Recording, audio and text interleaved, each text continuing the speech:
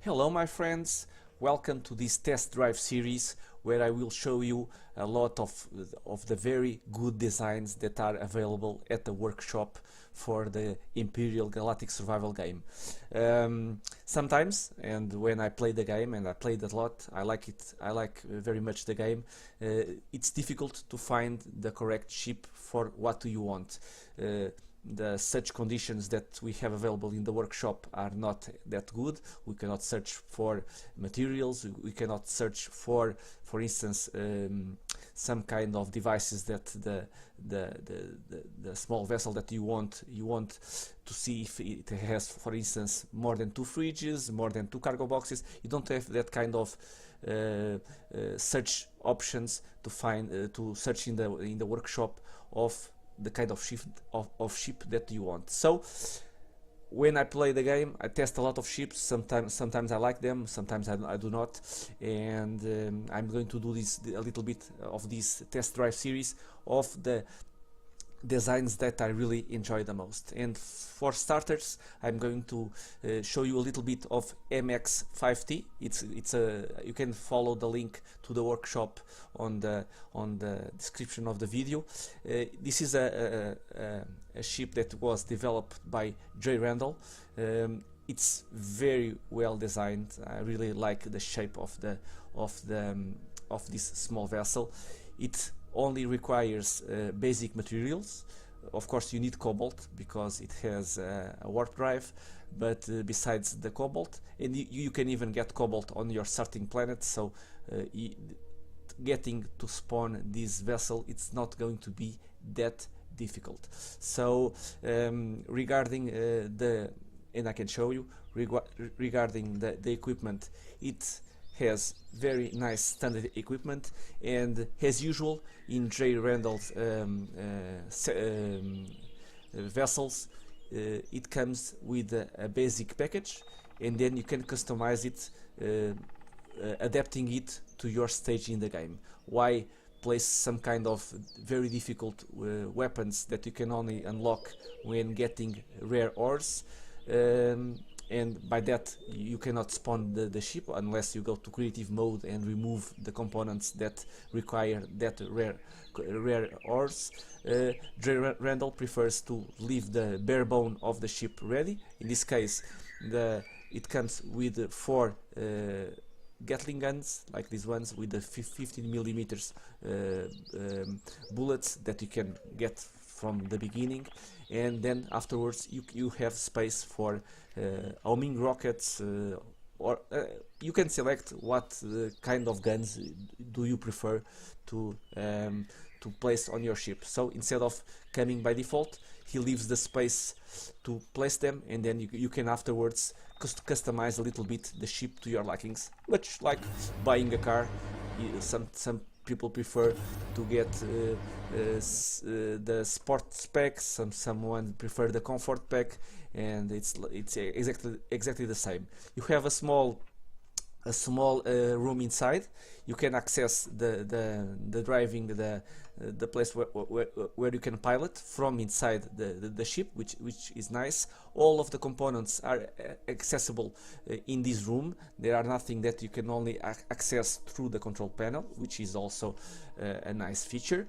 And of course, lots of cargo boxes over here, ammo boxes, 2 fridges, armor locker, 2 constructors, and what you have everything that you need for this stage of the game. It's usually in the beginning of the game you can spawn this ship, and where you probably will be expecting to go to the moon or something like that.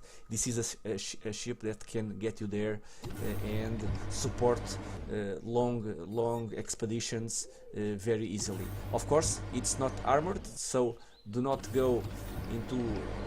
cross heavily POIs with it, because it's not going to last long, because it's not armored. So even with nicer weapons, you need to take care about it, because it can be easily destroyed.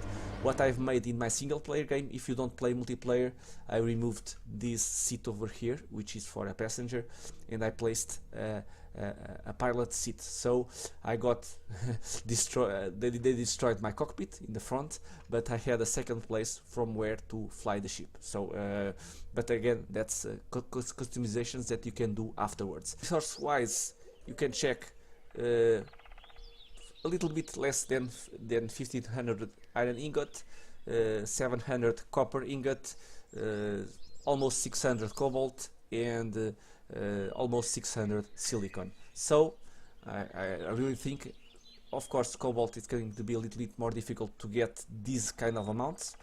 You can have, there are some tricks that you can get cobalt at your starting planet, but to reach this level, probably you need to build a small vessel first to go to the moon to harvest a little bit of a deposit of cobalt, and then you have what you need to build this ship. Just a small review on the devices: 4 IMO boxes, 15 cargo boxes, cockpit, 3 constructors, nothing here, 2 fridges, 13 fuel tanks. Sometimes we don't need that many, of course, but don't forget, this is trying to be redundant. If you get your ship half destroyed, it's usually nice to have some spare fuel tanks where you can place some fuel to return to your base. So 13 fuel tanks, 5 generators, lights, an O2 station, 11 O2 tanks, and again, this is more for the handling of the ship, 52 RCSs, and I don't know how many, but almost 40 thrusters, the warp drive, and 4 weapons. Again, you have space for placing more weapons. I've just placed a couple of rocket launchers in my ship,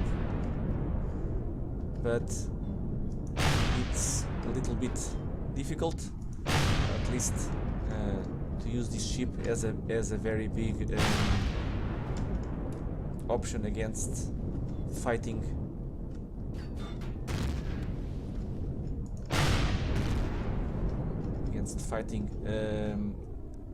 difficult POIs. And one more in the trees, it's more difficult to see it. I think, nope.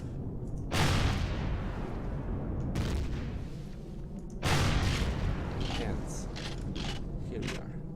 So we have just cleared this colony defenses. Let's take a look and see what kind of damage they did to our ship. Final comments. Very nice ship. It's very good for the resources that it takes. We took on that colony POI, and we managed to destroy all the guns. I did not try hard to avoid getting hit, but just to see the kind of defenses that this ship have.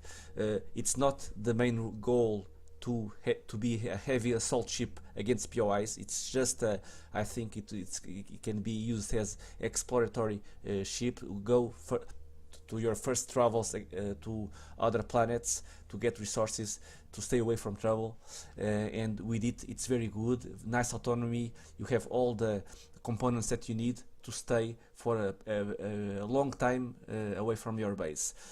Combat wise, it can handle itself with the right guns, but as you can see, it's a little bit exposed. All the engines are exposed, so even if there are a lot, so it can take some punishment before it does not fly. But again, it's not completely built for combat. It can handle itself, but I think you should avoid, if you are going to go to assault heavily defended POIs, to use this ship. But for the first ship to go to other planets, to raid lightly defended POIs against any kind of drones, it's an amazing ship. I highly recommend it. the author jrandall, one of his ships, I think the little brother of MX5T, it comes as a prefab, so you can see the quality of the designs. It's and that design, it's similar to this one, a little bit smaller, but it's a prefab one. So if you like that ship, this is the bigger brother. It can do all that the other ship can do, a little bit better and with more style. I hope you have enjoyed these test drive videos. I will try to do a couple more, probably of ships that I'm very used to fly around, that I like, and I hope to see you all. And let me know in the comments. Let me know in the comments what are your thoughts about MX5T. I don't know if you have used it or not, but I really like the design. I like the components. It can handle itself in combat and has what I think it's very good. It's you always buy the bare bone and you can customize it like you want to. You can even upgrade it with combat armor if you want to, but of course then you need to play a little bit about with the engines, because it's going to be a very heavy ship compared to what it's now. So, but it can be done. You can upgrade the components to be armored, at least in the front part of the ship, but you probably need, again, if you go to that kind of approach, you will need to change a little bit the setup of the engines. But overall, a very nice ship. It took a couple of hits and it flies normally, and we were ready to ride that colony, so it is well worth the resources that it takes to be built. I hope you enjoyed this video, and I hope to see you all in the next one. Until then, thank you.